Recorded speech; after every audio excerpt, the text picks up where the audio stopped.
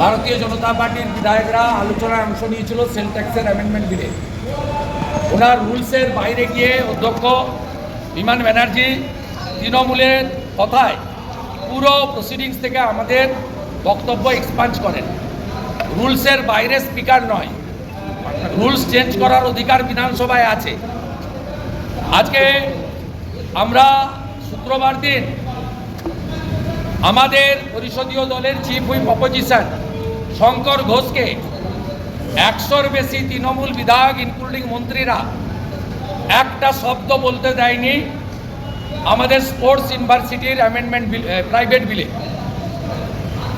আজকে বিধানসভাতে অবৈধভাবে question answer, mention, calling attention সব বাদ দিয়ে দেওয়া হয়েছে রানিমার নির্দেশে।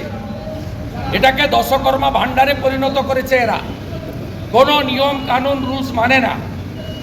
আজকে শ্যামাপ্রসাদ জির বলিদান দিবস, আমি কর্মসূচি করে আসতে একটু দেরি হয়েছে। ইতিমধ্যে বিধানসভায় আমাদের সদস্যরা বৃহস্পতিবার আমাদের বক্তব্য এক্সপান্ড এবং শুক্রবার শঙ্কর ঘোষকে 100-র বেশি তৃণমূল এমএলএ ইনক্লুডিং 20 জন মন্ত্রী যেভাবে বাধা দিয়েছে, তাতে বিরোধী দলের ভূমিকা নিয়েছে এরা। আমরা মাত্র 60-65টা লোক, আমাদের ভয়ে 225 জনের টিম, তারা থরথর করে কাঁপছে।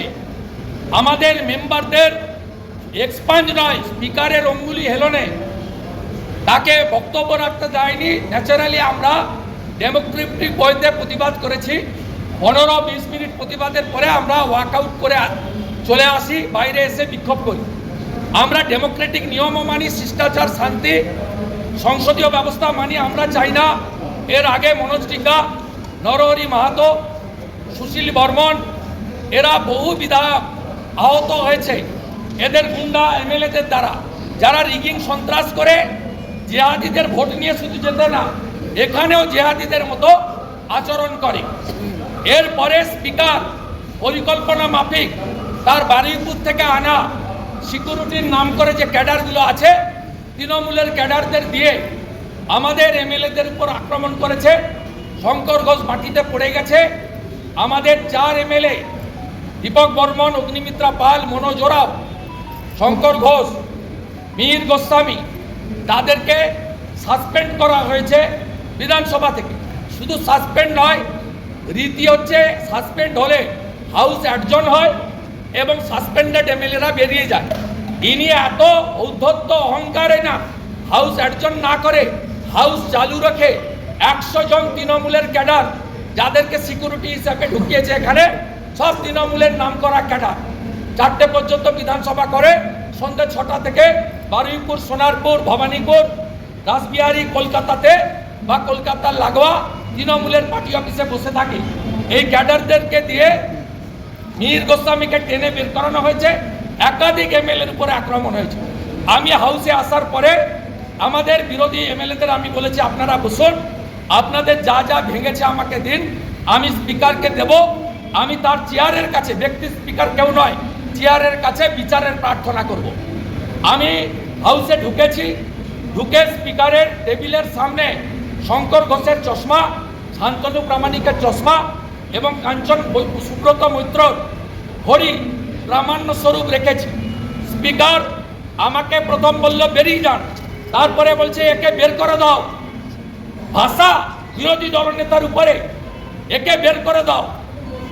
এবং সিকিউরিটি মার্শাল তারা আমাকে গোল করে ঘেরে এবং 20 জন মহিলা সিকিউরিটি দিয়ে সার্কেল করা হয়।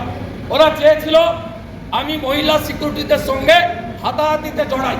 আমি আমার দুটো হাত আমি আমার ট্রাউজারের পকেটের ভিতরে ঢুকিয়ে রেখেছিলাম। আমি বলেছিলাম আমি হাত বের করব না, আপনাকে ধাক্কা মেরে জোর করে আমাকে বের করতে হবে। আমি 15 মিনিট ধরে ভিতরে দাঁড়িয়ে দণ্ডায়মান ধর্ণা চালিয়ে যাই। আমাদের 20 জন এমএলএ আবার যায়। তখন স্পিকার চাপে পড়ে আমাকে বলে আপনি কি চাইছেন বলুন।